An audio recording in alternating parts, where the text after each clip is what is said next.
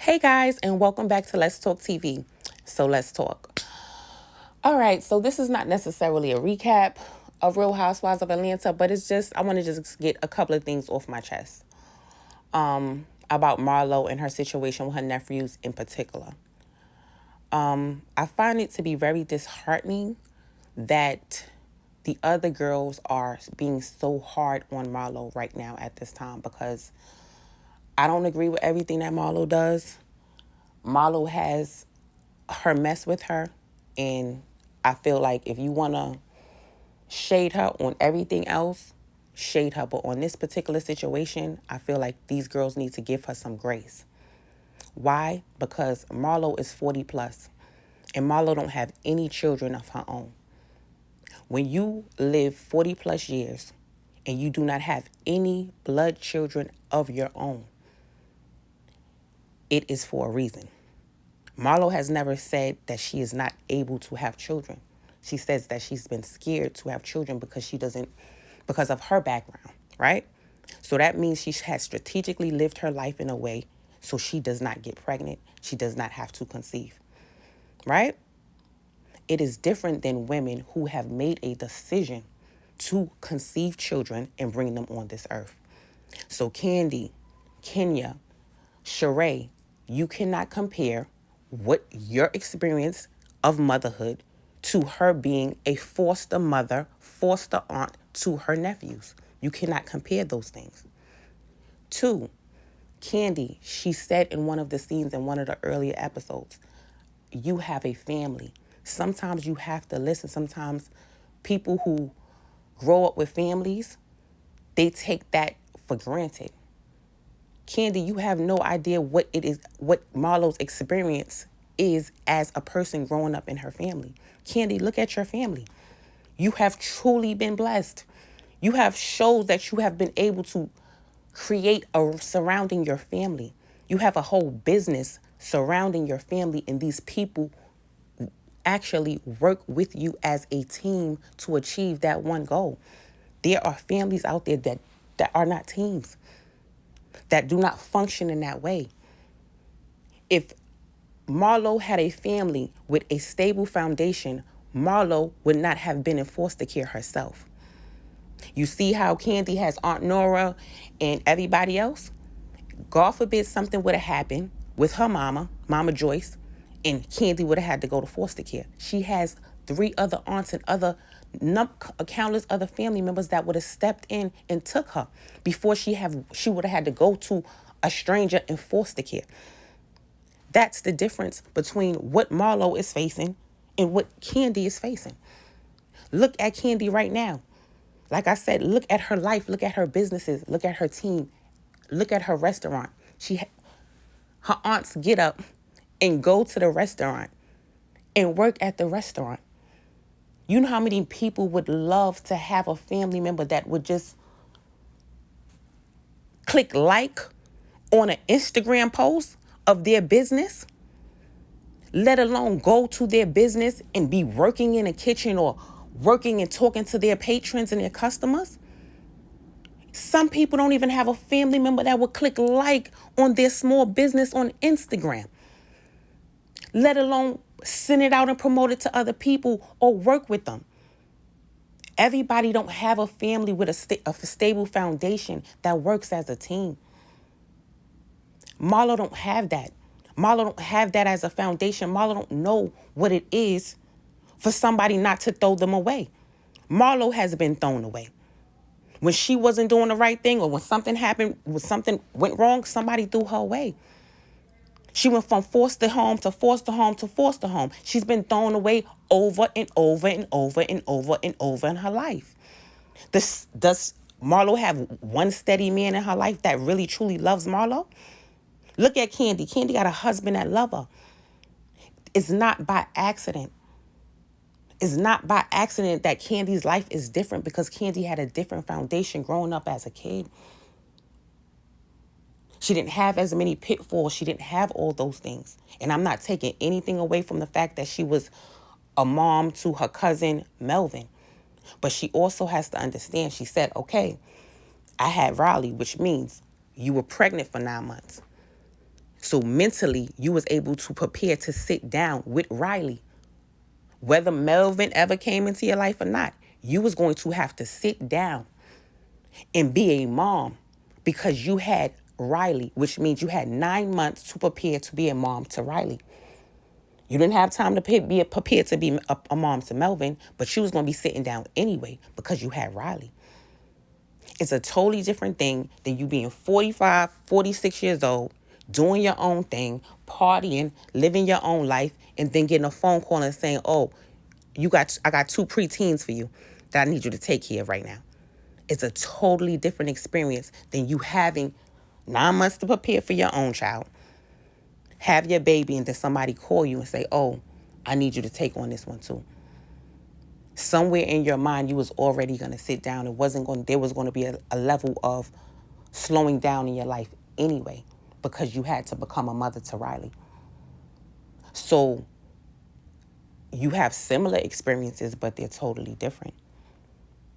And again, like I said, when somebody chooses not to be a mom to their own children, think about that. When they choose not to bring their own children on this earth, kids that's going to have their exact blood, their DNA, their faces. When someone makes a conscious choice not to do that, you cannot hold them to the same standard as a woman who made a choice to have a baby.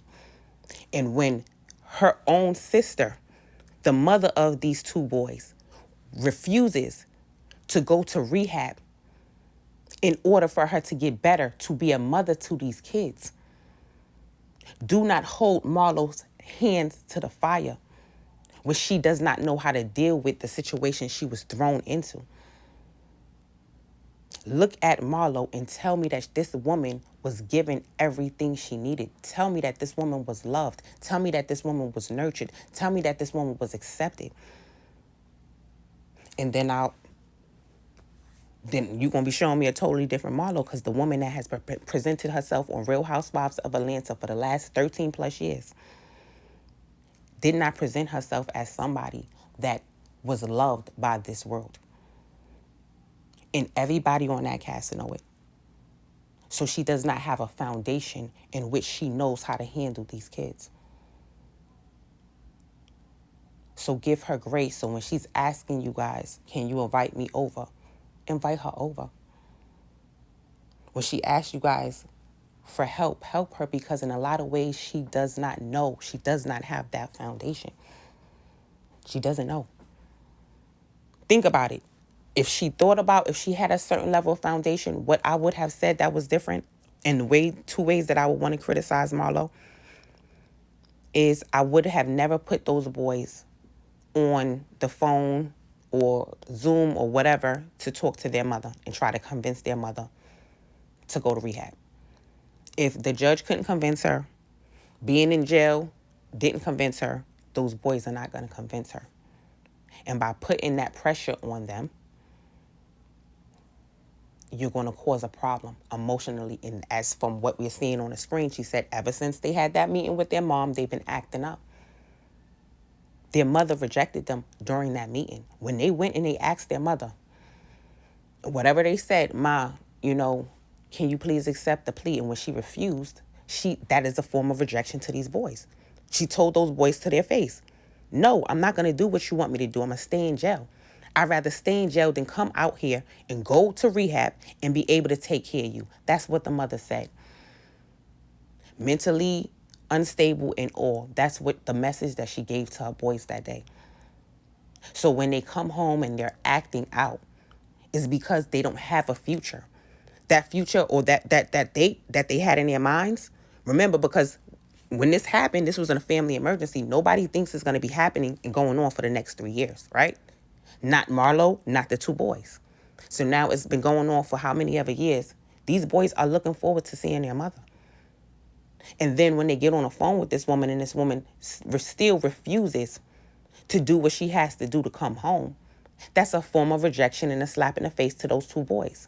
So now where do they put that emotion? They have nowhere to put the emotion, so they act out. They don't listen to the only person that's there. Marlo. There's nobody else to take that energy out on. There's nobody else to take that pain out on.